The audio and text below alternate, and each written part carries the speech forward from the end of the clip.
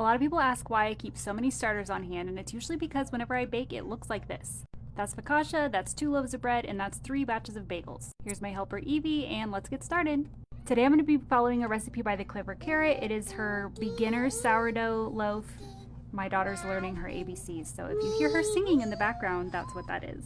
I'm going to start with 150 grams of an active bubbly starter, 250 grams of warm filtered water, and the recipe calls for 25 grams of olive oil, but I actually was out, so I just omitted that part and it was totally fine.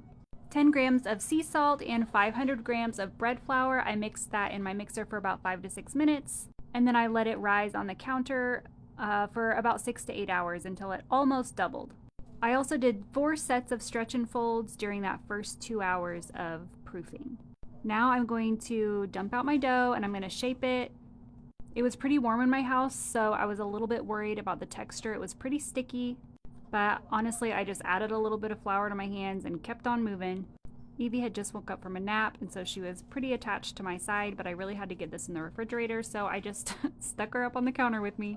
And she played in the flour, and by the end of it, she was covered in pasty flour. One thing about homeschooling is your kids are literally always with you. And, you know, some people that might kind of be annoying, and I definitely need my alone time every once in a while, but for the most part, it's actually really fun having your kids along for the ride with whatever you're doing for fun. Evie is a great little helper, and I'm hoping that this encourages a love for baking in her. If nothing else, she's getting some good sensory play out of it. I'm going to put my dough in a banneton and put it in the refrigerator overnight, and the next day I'm going to take it out and preheat my oven to 450.